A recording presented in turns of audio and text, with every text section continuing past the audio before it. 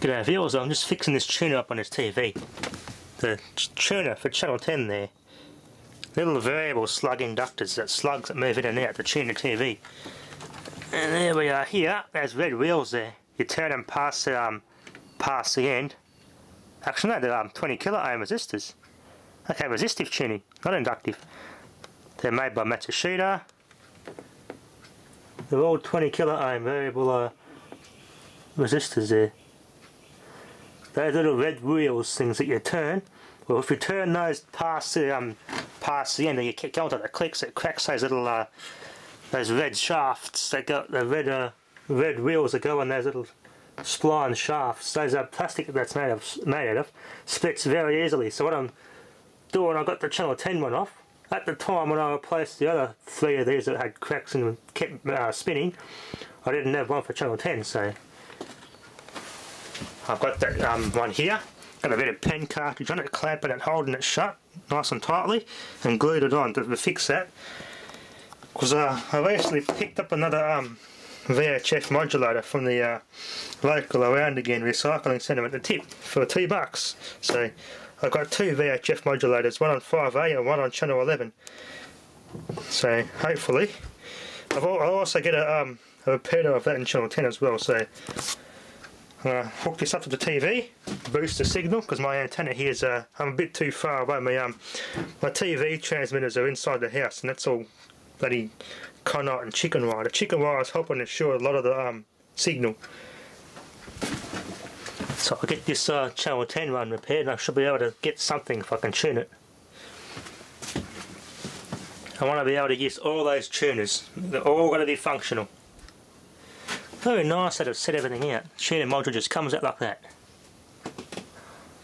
Little standby power supply there. I like how they socketed these ICs. Texas Instruments, made in Portugal. SN29750N. SN29750N. Interesting, they're made in Portugal. Yeah, that's part of the IR receiver there that connects into here. Part of this is our infrared receiver circuit. Yeah, here's old Philips TVs, old Pi. This is made by Philips, this TV. This is one of the first infrared remote control TVs that are coming out on the market. Let that glue dry. Hopefully we can get this TV to tune on channel 10 and get that VHF band going. There's the old one, it's split apart. Basically just move the red wheels, and that moves the spline and moves a little indicator backwards and forwards. Yeah, they break very easily. Not a very reliable type of tuner setup. VCRs use these too. I think this one has the same setup. Yeah, there we go. Same thing there. See, you've got your wheels, you can tune it, and that moves those little indicators, that little yellow indicator moves up and down. They were convenient and compact, but they were a pain in the ass, and these little gears stripped. He couldn't tune them anymore. So the old turret tuner is my favourite for old TVs. The rotary turret tuner is the best. Easier to fix, and much more heavily built too, just the way I like it. All back together. Bit hard to turn, but I'm not too concerned about that. The pen cartridge I left a little bit too long. I put a bit of silicone spray in it so it's not scraping so hard. But it actually moves now, I can actually tune it again. Okay viewers, I'll make our little converter hose here. Ryco to JMac. Charge up the third cannon tank. You're going to connect on this end once the tank's charged. The little tyre gauge, and have a little portable tank for emergency tyre inflating. Let's get this tank charged up. Typical JMac they leak. Typical JMac connectors.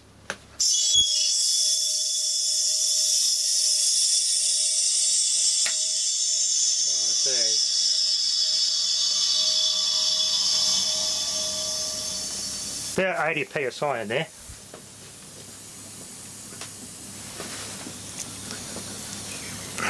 Let the leak dissipate. Yeah, these bloody JMAC connectors are unreliable. Alright, now I can plug the tyre gauge in and inflate the tyre.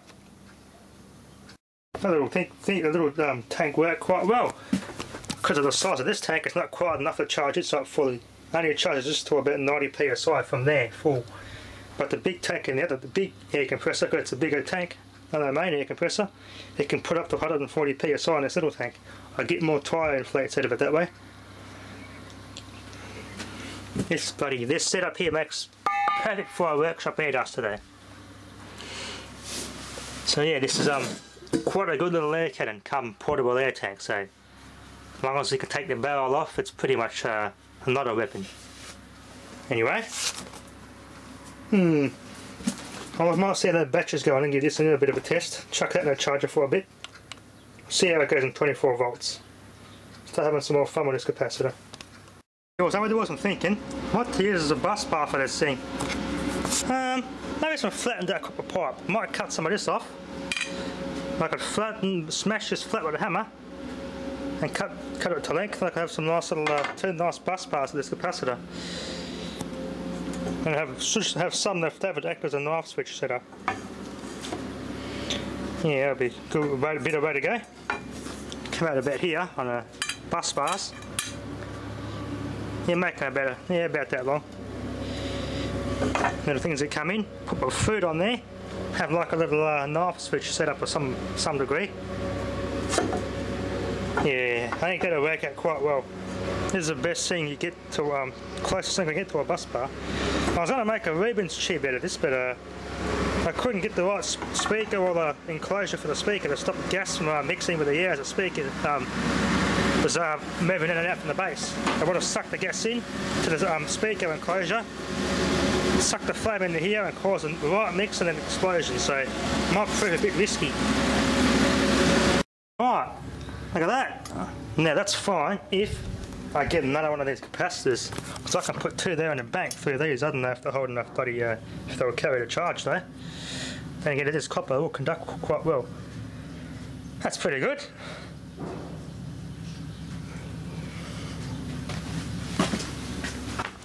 Yeah, I think I'm pretty happy with that. Put a knife switch in between there, watermelon, then that electrode, trigger the knife switch and boom. Yeah, I'm happy with those. Found a correct fitting nut.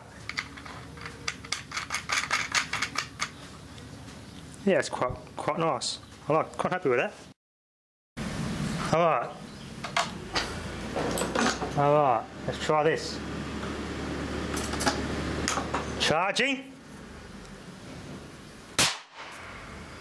Disconnect. Discharge capacitor. Yeah. Still got to experiment with a number of turns there. Let's try this Chinese 12 volt 21 watt indicator lamp. It's not a very good quality one. Hopefully we can get this thing to explode. Let's just see. Let's pop this light bulb. Charging. 3, 2, 1. Yep, it popped. That was a nice pop.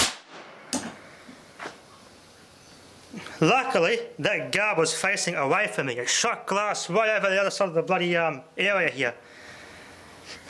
Like a small carbon flash. Alright, disconnect negative as well. Both disconnected. ZVS is isolated and turned off. Short it out.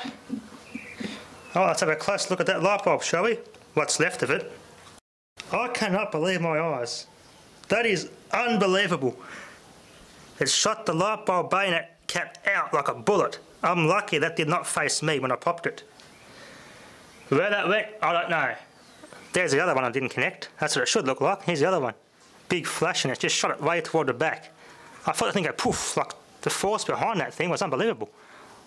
Yeah, it blew the wires like a fuse. That one there's not so bad, but this one here.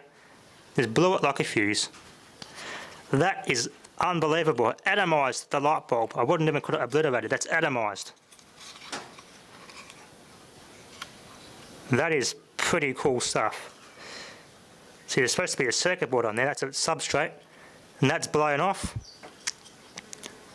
Yeah, that's definitely a lot more than 12 volts, 21 watt through that little light bulb. Now that's what I call blowing a light bulb. A blown light bulb. You can't get any more literal than that. As for where the parts went, no idea. I don't even know where the bayonet went. Lucky I faced it up. I was behind this area here, so I was away from the blast. Capacitor is short of that. ZVS is isolated. Get rid of the other one too. Make sure it's both disconnected on both sides. But that is pretty cool stuff. Let's see if I can find the bits that blew off. Can't find any trace of it other than that bit of glass. That's all I could find. That is unbelievable. So, if you're going to do these experiments, especially with capacitors this big, safety first, please. It didn't get too warm. Still using 3 car batteries topped up. I'm going to have to still trace back a good power supply for this. I've got an extra capacitor on here. I'll try some direct arcs and see what they sound like. They'll be a bit higher frequency. Let's try some arcs at this with this extra capacitor. That's a 0.8 microfarad there, 400 volt cap. Capacitor is completely isolated from this circuit. Alright, let's have a look at the amp meter here. Bit of an very awkward position, so a bit hard to work with. I've got some design in here to get the amp meter to sit comfortably in this position so I can read it.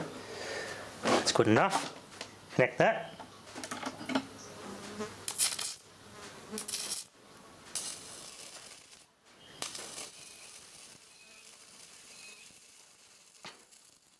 Yeah, 15 amps. It sounds a little less whistly too. Discharge, yeah, that's okay. It's a bit quieter, so it's a bit higher frequency. Actually, the flyback's not quite as warm. I think that adding that extra capacitor may have done the trick, but I don't know. Yeah, I don't know for long at all to actually determine that. Only time will tell, but so far it seems pretty happy. Anyway, that'll be enough for now. Thanks for watching.